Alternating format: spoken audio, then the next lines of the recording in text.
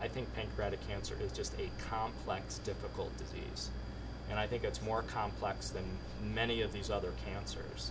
And that might be one more reason why we might even need more funding to help out this disease. These patients come in basically in an uncurable state, and it's too late. And by the time that they're diagnosed, or referred to us as, the tumor is what we say when it becomes malignant by definition, it's invasive, it's left the pancreas, it's gone to other neighborhoods to wreak havoc. It's very hard to do early detection. The geography of where the pancreas is and where it presents, it takes us a long time to figure out that someone's developing a tumor that might even take 10, 15 years to grow.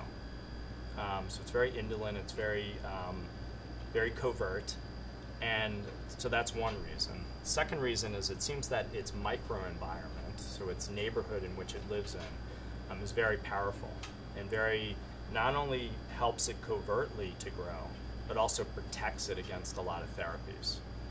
It's almost like a shell, if you will, that it protects it from being able to be treated. We really need probably a blood test. Typically, the patient, unfortunately, comes in jaundice, yellow, and that's not. And by then, the cat's out of the bag, if you will.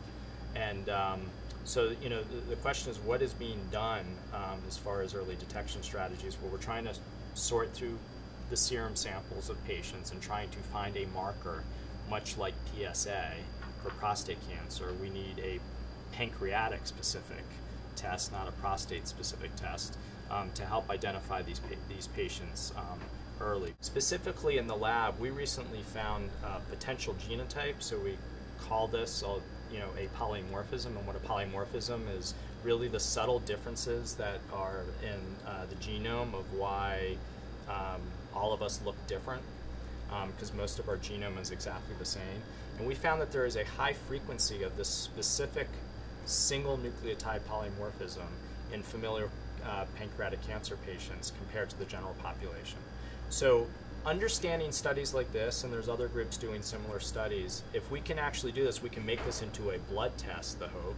The hope is to make it into a blood test, and we can actually pre-screen these patients and sort of say, you know what, we need to do something about this because based on your genotype and based on your family history, you actually are a pretty good candidate that, you're 35 right now, but when you're 50 or 55, you might get pancreatic cancer. We need to do something about this now. So we need to expand these studies, and by expanding these studies, it's going to go across multiple institutions, because if you think about it, if only roughly 10% of patients have familial pancreatic cancer, that's the place to start.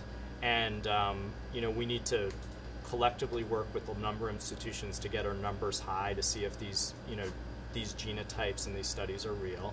And then we can move these onto the general population and sort of say even patients don't have a familial history or don't have the gene, of whether we can pre-screen them with these blood tests.